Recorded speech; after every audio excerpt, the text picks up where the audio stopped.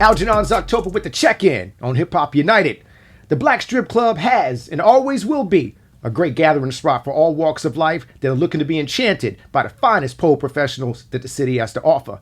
But our next guest is a global enchantress that brings magic and pink conversations to any city she's in. Gigi's in the building. How you doing, Queen? Hey. It is so good to see you. How you feeling? How you doing? What's happening with you? Life's great, you know. I'm happy. I'm living. I'm breathing. You know, I can't complain. Just got off a plane, but I can't complain. Now, where you just came from? I went home to Philly for a couple of days. Right on. To see some family and handle some business. Okay. Mm-hmm. So you fresh off the plane or whatever. What's your plans for the weekend? We about to go into some things. You know what you got going? I actually don't have any plans. What? Yeah. So I still bartend. Most weekends you can find me at V12. But I had took myself off the schedule for this month. Okay. Just because with the doc being released and I knew I was gonna be doing a lot of traveling, I'm like, just let me have the month of August. So I might go back next week, but I don't know. I'm open to, you know, somebody gonna hit me with a what you doing. You know, so we'll see where I end up at, but I'll definitely be here in Atlanta. So that was one of the first questions I wanted to ask you is like, you know, what's Gigi like, you know, when you're not in the bar, when you're not doing something in terms of, you know, your normal hustles or whatever, you know, what is life with Gigi outside of the limelight? I am at home in a bathrobe with my dogs watching some type of crime show or some kind of documentary. And I am definitely just vibing out and taking it all in, just taking that time to be still. Because I move around so much and I'm always in hustle mode, always in grind mode. So when I'm at home here in Atlanta, I am at home. Now, I hear ladies talk a lot about watching crime shows and just laying on. What is it about that? I mean, I hear that a lot. Like, what is the attraction to that? I'm just curious. Well, there was a time where I used to actually put on like Forensic Files or Snapped when I was ready to lay down and go to bed. And I feel like in that moment, that voice is so soothing. Like the tone of like, the narrator is just so calm that it's easy to fall asleep to. But I don't know what it is about Murder, Death, Kill that I'm just so interested. Who did it? Who got killed? Who did it? Why they do it? Did y'all catch them? Yeah, it's crazy because I hear that a lot. I'll be like, how do y'all go to sleep with that? Yeah, but I haven't. I stopped that habit a while ago because I just felt like maybe I shouldn't be going to sleep to these things, you know. Get you some waves or some calming music. I do. I mean, these days if I feel like I can't sleep, I'll listen to rain music, like rain noises. I got you. On YouTube. But these days, I be so worn out and tired that, yeah. Nah, I feel you. I smoke the devil's lettuce and take it down. Okay, now you're talking my language. now we're talking. That is the best way to go. Floating off into sleep is always the best way to go. I mean, everybody has their routine, but I kind of like that. All right. Yeah. Magic City Doc, of course, it just dropped on Stars, I think a couple weeks ago, if I'm mistaken. Yes. I had a chance to check out the first couple eps. Very well shot, very well done. I know you are narrating, you were part of the production, all these different things. Yeah. Question, though. Did you ever get like any anxiety in terms of sharing a lot of these stories and things like that? Because usually, especially with entertainers, they kind of private about, you know, what they want out there. So, you know, did you kind of walk into it going, I don't know? No, me personally, I'm an open book. Okay. Yeah, I don't really hide too much. One thing I pride myself in is my genuine attitude and outlook towards everything. Yeah. I am more of a take me or leave me type of person. Love me or leave me alone. You know, I speak my truth. Yeah. Sometimes people may be offended by me speaking my truth. You know, there are casualties at war when it comes to me speaking my truth. But, you know, you just so happen to be there. Sorry. It is what it is. I'm going to say what it is. Also, I am I'm very honest, I'm very transparent, and I'm also very much into the facts. And we live in a world where with social media and the way that the internet is so prevalent in our lives these days, that people kind of create their own narrative when it comes to anything they see online. Yeah. So if I can provide facts and give the true answers, then you're going to get that from me. All right. Well, speaking of truth, let's get into some things or whatever. I know you meet a lot of gentlemen as well as ladies who only see you for your physical attributes and not your mind and your spirit and everything else you bring to the table. How do you separate the real from the fake? It's hard, you know, trials and tribulations. Yeah. You know, I'm a good reader of people. I think that I can spot the BS immediately. Yeah. But then you have the wolves in sheep clothing, and in time, everything comes to the light. So I've actually had to end, you know, years long friendships once I found out that people had ulterior motives. So sometimes it takes a while to kind of weed through the BS and figure it out. Yeah.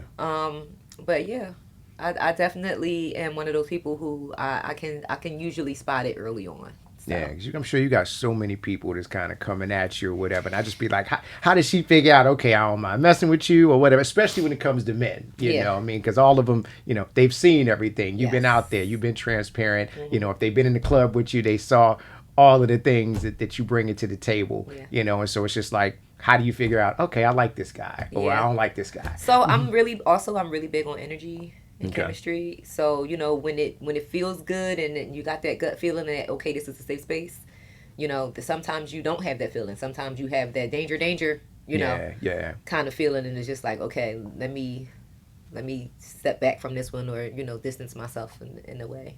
Yeah, I got you. Now, we've seen you on lip service for years, but now you got your own little situation. Pink conversations where you are talking spicy things and being all Gigi and everything like that. Why did you decide to kind of have your own?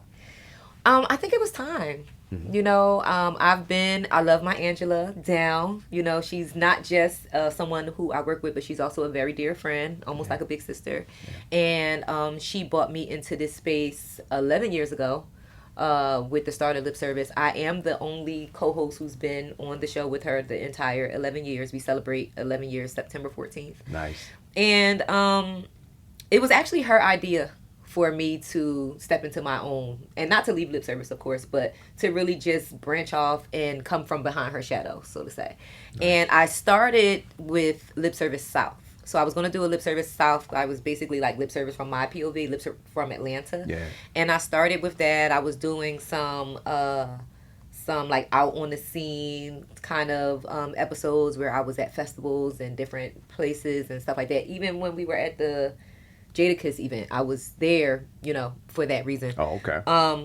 But I got approached by Now That's TV. Well, before I got approached by Now That's TV, I came into a few obstacles where it was hard for me to get these episodes out, from somebody that I had working for me not doing what they were supposed to do, to when Trump did the whole CapCut thing. Mm-hmm. Not CapCut, TikTok thing for a second. CapCut got... It was a part of it. Yes. Yeah, because we were impacted. So I had a lot of... I had, I think, 4 episodes that were in edit on CapCut, and they all got deleted. Oh, man. So I was trying to rebuild with that. And I also lost a camera with a lot of footage on it. Like, it was just like one thing after the next. And again, I believe in signs. I believe in what's meant to be is gonna be. Yeah. And I was just having so many issues with actually getting Lip Service South out to the people. At that same time, I got contacted by Now That's TV. And initially, they wanted me to co-host a show that they already have. And when I went in for my first meeting, they were like, yeah, we think that you should probably just have your own show because your personality is so big. You have such a dedicated fan base that we would feel like you would probably overpower this platform. So we just want to go ahead and give you your own. So they're like, let's resume in 48 hours. Come back with your ideas. And I already had all of my ideas because I just took Lip Service out. Yeah. So I took those ideas and, made them pink because that's who I am. I'm very pink. And second meeting, I got slid a check across the table, and I was just like, oh, okay, let's do this. Hey, I ain't mad at that. Shout out to that. We meshed our ideas and came up with the name together, and they asked me, like, well, what do you want your set to look like? And I showed them pictures of my house. Like, this is how I live. So if you're coming on my set, I want you to feel like you're in my space for real. Oh. And when I saw the set, I was like, wow, y'all did that. So it was literally like a dream. Now, when y'all are taping, y'all are getting real saucy up there. Yeah. And obviously the conversations tend to kind of go with that. It starts to get more loose and more comfortable or whatever. Have you ever had it to where as y'all was taping, y'all done got a little too saucy? Yes. Yes. There are a lot of edits that hit the floor that the world will never see. I'm going to just say that.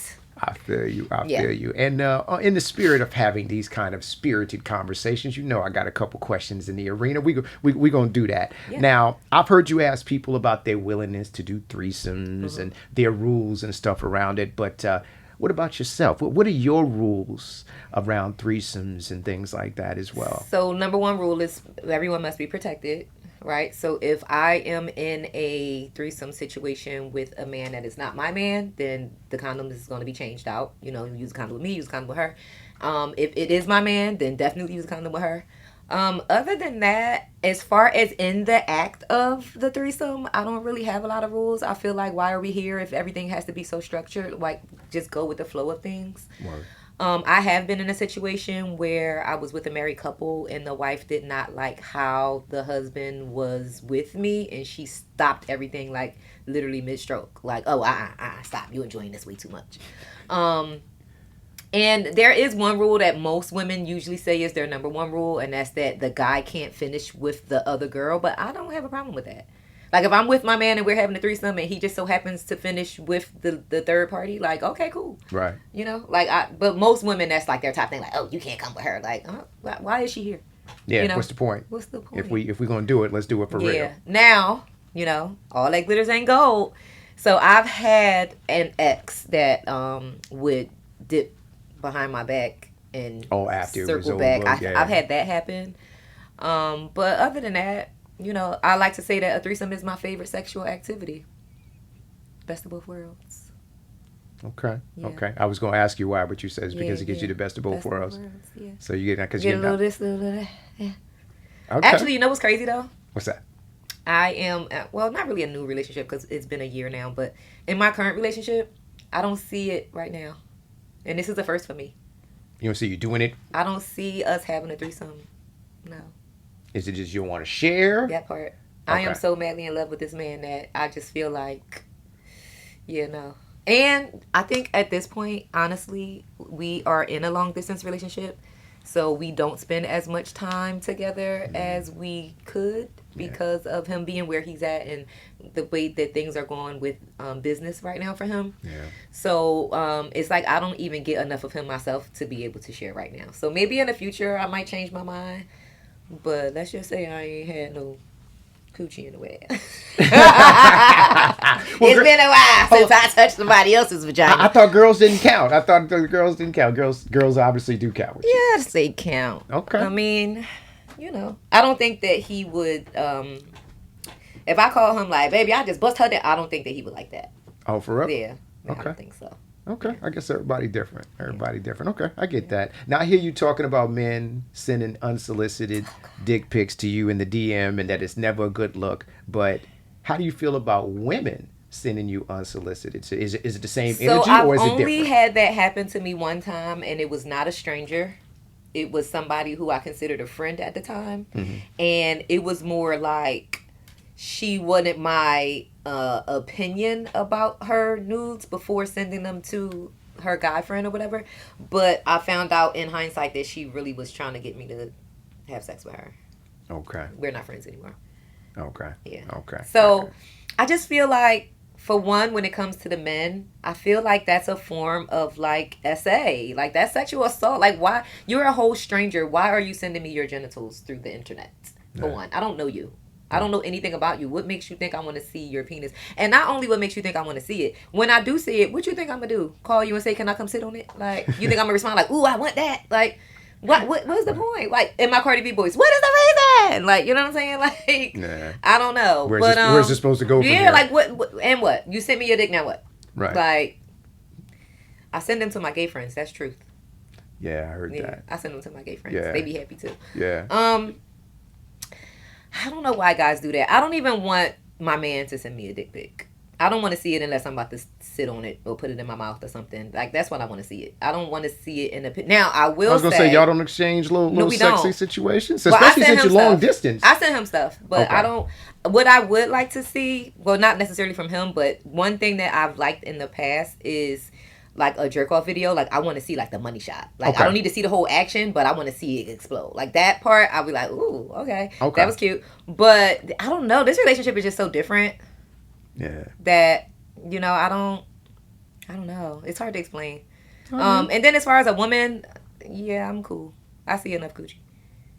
Understandable. Now, this gentleman obviously has your attention. Yes. So what made him different, or what gets your attention in terms of a male trying to pursue you? With him, it was in the beginning. It was just the vibes. The energy was there. I was a little standoffish at first because of our age gap. He is approximately 15 years younger than me, a little more, maybe 16 years. And my daughter, they're like a year apart in age. Like very close to a year apart in age. So in my mind, I'm like, I can't be fucking on somebody that could be fucking on my child. But I had her as a child. So if I would not have become a mother at 17, then this wouldn't even be an issue. On the flip side of that coin, I was in a long-term relationship with someone who was 15 years older than me, and it was never an issue. Never batted an eye about it. Yeah. So it's like, what difference does it make, you know? And also the distance was a problem for me in the beginning because I've also been in long-distance relationships that did not work, you know, because of the mistrust and, you know, people get bored and anxious when they get antsy when it's, you know, and there was a lot of infidelity in that particular relationship. But I've learned throughout my years on this planet that you cannot go into situations taking the baggage from the past. Right. So I, you know, just let things play out. And, you know, we took our time. Like, we didn't even have sex for 9 months. It's a long time. Yeah, 9 months. We definitely took our time getting to know each other. We took our time really building a friendship. Like, I could honestly say he's my best friend. We talk where our communication is just top tier. And I thought that, and this is something that I don't think I've spoke about on camera yet. I thought that coming into this new space with the Magic City Doc, because, you know, this is something that's been in the works for almost 3 years now. So I'm thinking like, okay, I was in a relationship when it started.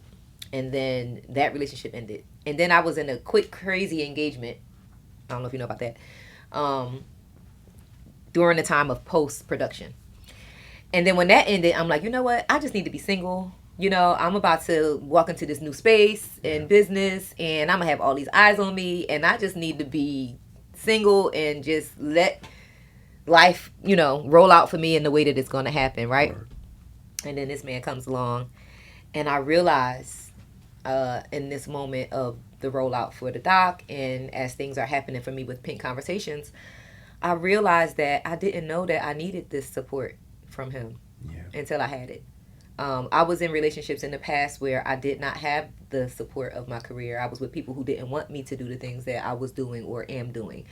And to know that I have someone that's fully in my corner, that fully supports me and is fully here to help push me and to just be there for me in a way that I didn't know I needed. Like, now that I have it, you know, I remember being, we went out of country for my birthday, and I remember being on vacation, and when I told him this, I'm like, you know what?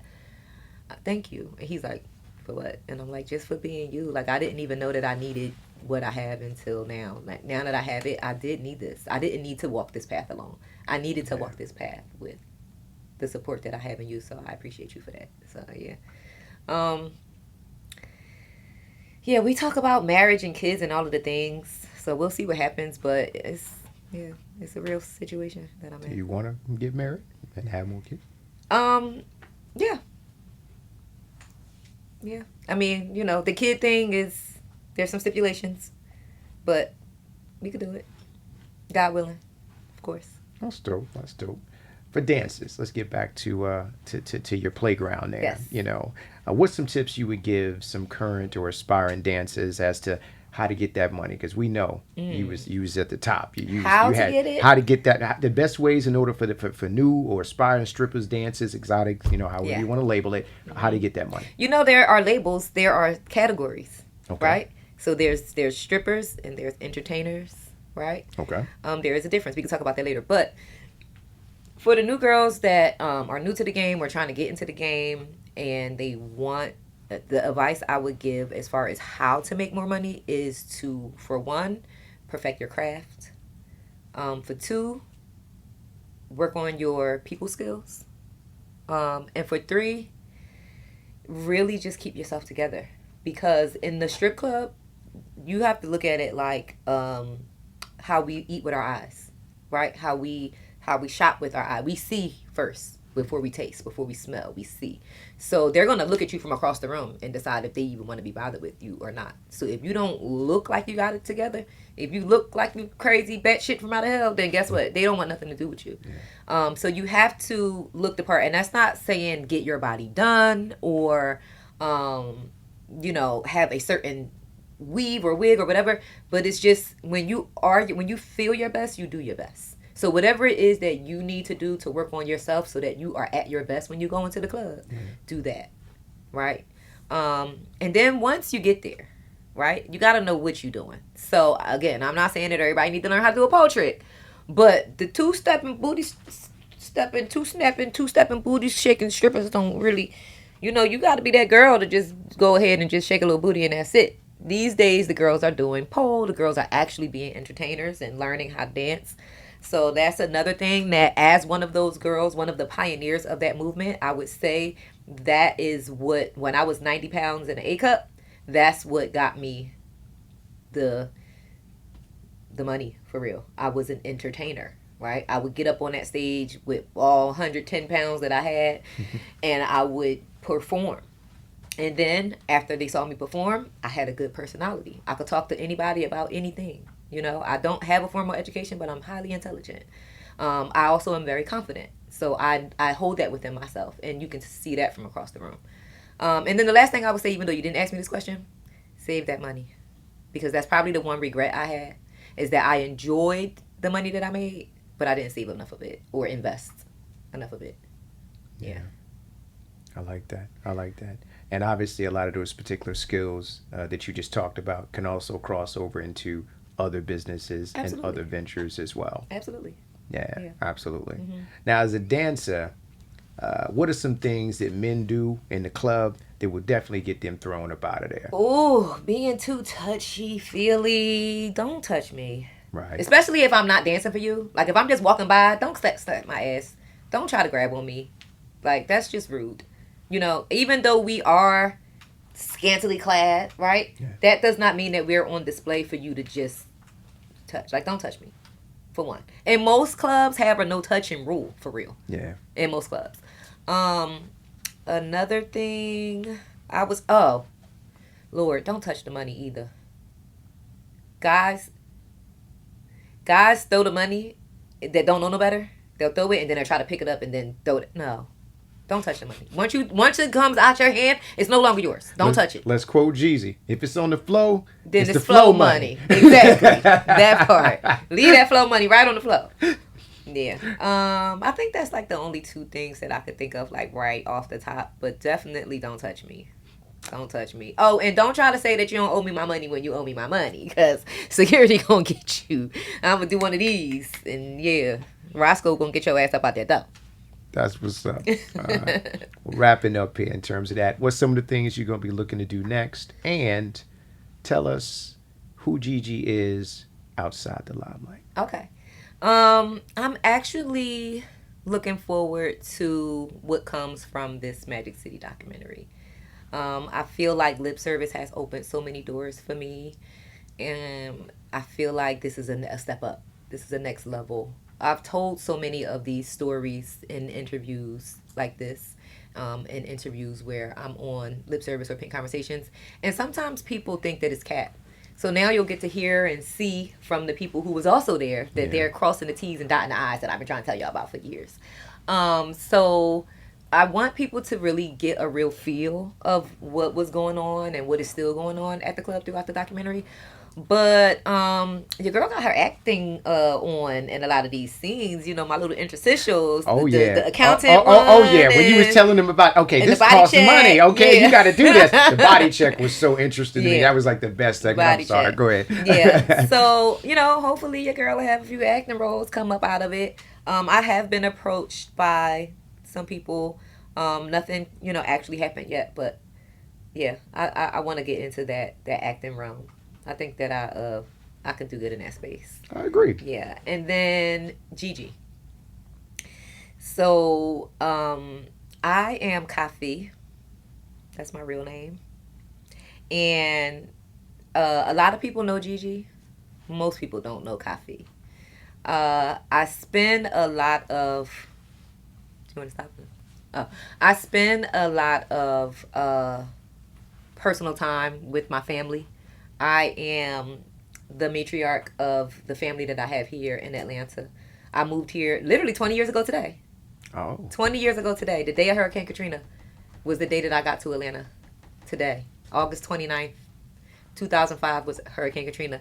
August 28th, 2005, I packed up my little Dodge Neon with all of the clothes that I can fit in it, and me and my homegirl drove down here from Philly. And when we got here, it just so happened to be mid Hurricane Katrina, and it was the most rain I've ever seen in my life. So I spend a lot of time. So after that, I brought my daughter here. A couple of my nieces moved here. One of my nieces just graduated from Spelman. One of my cousins moved here. Nice. So of all the family that I have here, I'm like big mama, right? So I spend a lot of time being within my family. We do a lot of family dinners at my house. I have my family coming from out of town for like Thanksgiving and stuff like that. So I would say that I spend most of my time in a way that people probably wouldn't think. Because people see this and they have a perception of how I might be. But in all honesty, I am the total opposite. I am like big mama. I just ain't got the arm. Like, I be cooking and cleaning like... She'll tell you, like, I'm always cooking and cleaning and doing laundry. And my house is, like, very clean and organized. And there's always a meal happening or about to happen. And I just spend a lot of my personal time at home with my family and just loving on my family and just being calm, being Coffee. When it's time to flip that switch, then Gigi Maguire, stay ready. But I like to just chill out, you know, and spend time with my family. Most important thing to me is my family. And then I travel. Like, not like just for work, but like my favorite thing to do is just lay on somebody's beach, sun's out, buns out. I'm a suntan girly. People think this is my real complexion. It's really not. I'm like so pale. Like I'm like light skin, like translucent light skin. What's your favorite place to go? Ooh, so I'm a beach connoisseur, right? Okay. So my top 5 beaches that I've visited in the world, number 1 would be Cap Juluca in Anguilla. Number 2 would be Trunk Bay in St. John. St. Thomas also has a nice beach called Linquist Beach in St. Thomas. Grand Cayman has one of the most beautiful beaches. The thing I like about Grand Cayman is that the water is always warm and calm, like Aruba. You ever been to Aruba? I've not. The water is like no waves. It's just calm water in the ocean. It's so weird. Stillness. Yeah. Grand Cayman is like that. And then rounding off the top 5, I hate to even say this because the people that ran there and turned it into the ghetto, but Turks and Caicos. Turks and Caicos has one of the most beautiful beaches that I've ever seen, touched, felt. It's so... All 5 places that I just named, you could take pictures and probably wouldn't be able to decide which one is which. Yeah. Because they are all kind of like the same. Clear, icy, crystal blue water, white pillow soft sand, and it's just always beautiful. So, yeah. Similar to yourself. Well, Thank you. We're looking forward to getting to know more about Coffee. Coffee. Yes. As well as continuing to see what beautiful things that Gigi is going to bring to the culture as well. Please tell everybody all your platforms and where they can find you, and of course anything you've got coming up next. So within the current, the Magic City documentary is now on episode 3. There are 5 episodes in total. You can find that on Stars. Again, today is Friday. I'm not sure when this is coming, but today is Friday, and the 3rd episode just dropped today. So we got this one and then 2 more left. I do want to give a little bit of a spoiler if I can. Episode 5, y'all gonna learn why. Okay, that's all I'm saying, because there's a lot of questions as to why me. Keep watching, and those answers will be given throughout this documentary. So stay tuned for that. I haven't gotten 100% clarity on this through my production crew. There might be a season 2 coming.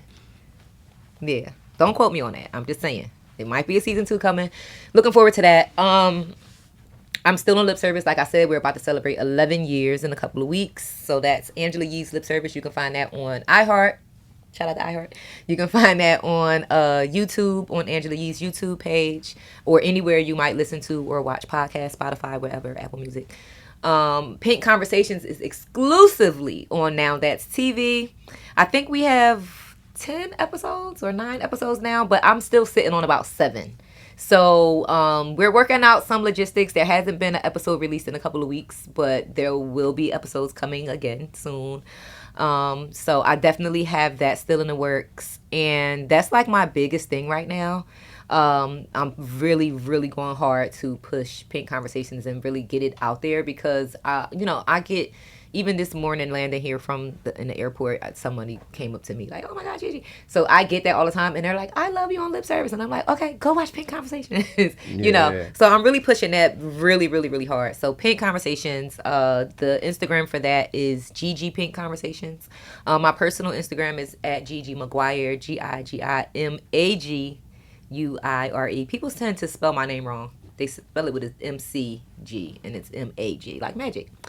I am not really big on TikTok or like Snapchat, but I did just have some meetings with production from Now That's TV. So we're going to be having a social media manager come in and really get my life together on socials. I'm from the era where we don't take pictures and post and show the world what we've been doing. I have to really get into that, and it's hard for me because I'm not a show and tell type of person. Even though this is the life we live now, I need help with that, and I can honestly say I need help with that. So that's something that I'm working on with the network. So I will have a stronger social media presence. One thing that I am working on though. And this is another thing that we'll talk about in the documentary. I'm not sure if it's episode 4 or 5 because those are the only 2 I haven't seen yet. But so when I did my last dance, it was a big thing at Magic City. That was 14 years ago. And of course now we have P-Valley with that as their storyline. And we've had multiple dancers. Shout out to Jessica Dime. She was one of the first to do a last dance on TV. But literally you can go to you can scroll down Instagram and in any small town you'll see, or any city for that part, you'll see a dancer having a last dance. So I decided to redo my last dance, not the actual performance, but I had filmed it for DVD back then. So we doing like a last dance remastered. It's in post-production, and that's going to be released on Now That's TV as well. So that's like the biggest thing I have that's in the works, as well as my book that I've been working on forever. Shout out to my writer. Hey girl, we got work to do. My book is a story about my life. And like we said earlier, I tell my truth. But then some people are offended by that truth, or, some people might not want their business put out there. So there are going to be instances where I have to change like names, dates, and times just to protect the innocent, from their wives or whatever. But the book is in the works, and I'm telling my story from a mental health standpoint. So, people tend to judge this book by its cover. Yeah. And I'm very soft and shiny and pink, but I've seen and done a lot, and the things that I've seen and done and overcome, you would not think that it would produce the person that I am today.